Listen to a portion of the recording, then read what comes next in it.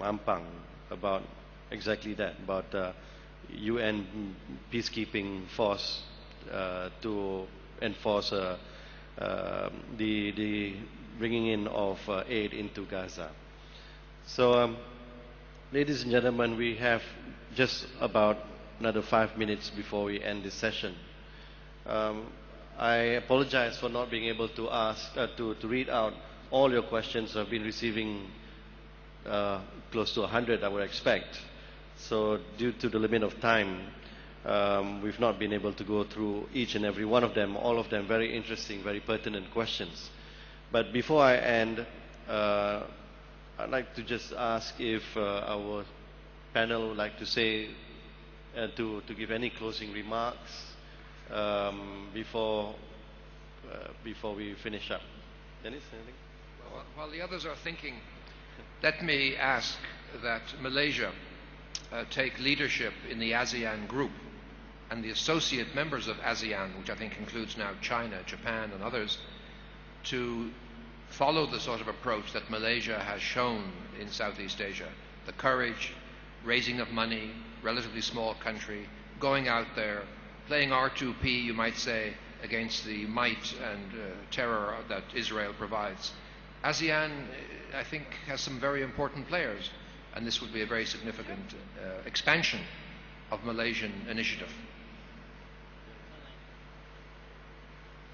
Thank you. Anything at all? Yeah, Professor? Yes, just two things which I think are very important. I raised in my presentation very briefly the issue of Gaza's offshore gas reserves. And I think that's very important because we understand that all this killing is really profit-driven. So the interest behind this, one of the main actors there is British Gas. Okay, they hold 60% of the rights to these offshore gas reserves, together with their partners, which in fact is the Lebanon, Sabah and Corrie families. But I think what's very important is that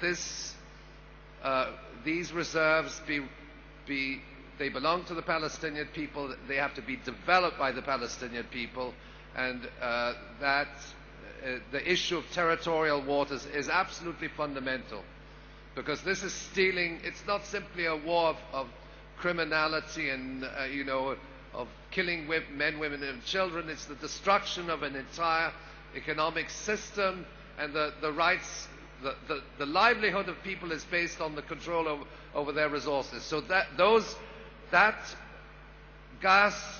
natural gas wealth has to be restored to the people of Palestine, and the geopolitics of that region is connected to energy and to the major oil conglomerates, which are key players. So that was one aspect. The second thing, when we talk about an investigation,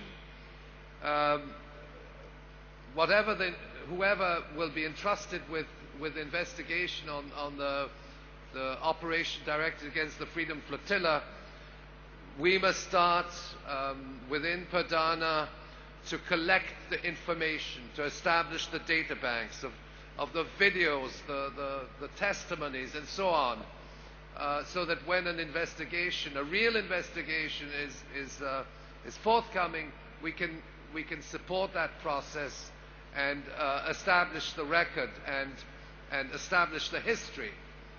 So this is one of the things that my research center is doing, is essentially to gather as much material as possible, and of course we'll be working together with all our partners, including the Perdana project. Thank you very much. Thank you, Professor. Yet new revelations again. Dr. Hasan. Bu organizasyonun bütün dünyadaki bu konuyla ilgili ülkelerin yöneticilerine, sivil toplum kuruluşlarının yöneticilerine örnek olmasını umuyorum. İnşallah bölgedeki ve bölgeye daha uzak yerdeki bu konuya hassasiyet gösteren tüm yöneticilerin, sivil ve resmi yöneticilerin yeni kapsamlı organizasyonlar yapmalarını bekliyorum. İnşallah bunu görürüz. Ayrıca Malezya'ya ilk defa geldim ama Malezya'yı sevdim. Malezya insanlarını sevdim. İnşallah başka fırsatlarda sizinle tekrar görüşmek istiyorum. Teşekkür ediyorum. Sağ olun. I wish and hope that this such a great organization could be a model to other organizations among the world.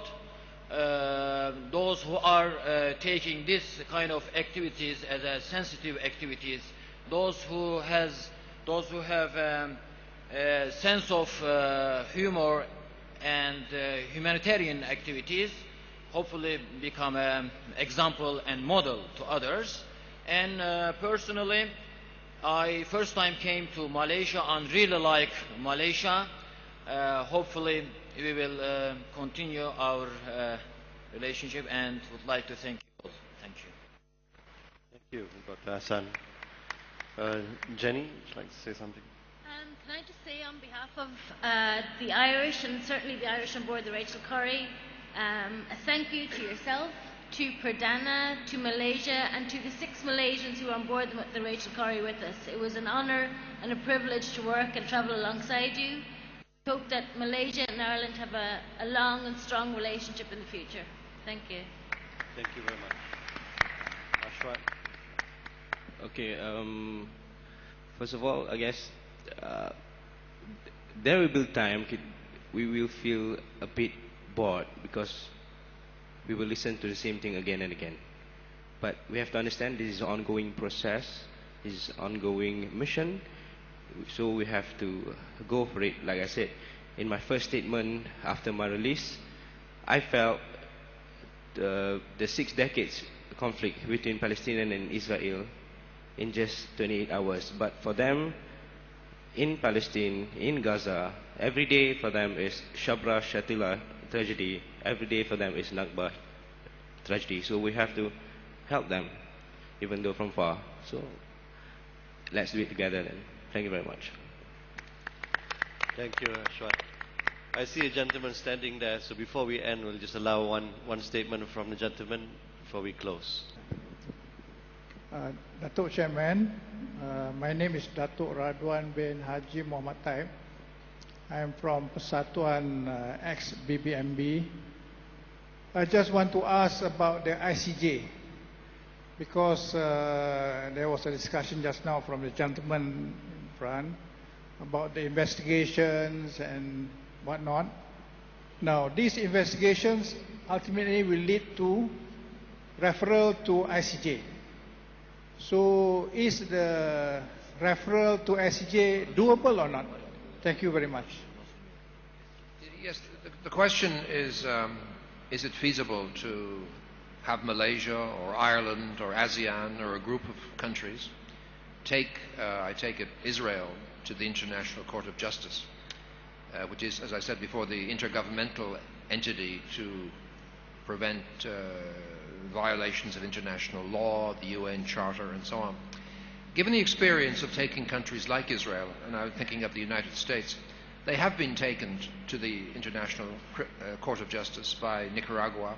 They were found guilty of bombing the port, mining the port of Nicaragua, and when the judgment went against Washington, they said basically, so what? What are you going to do about it? So until the member states respect the United Nations and respect the institutions like the International Court of Justice, taking Israel to the court may make no difference.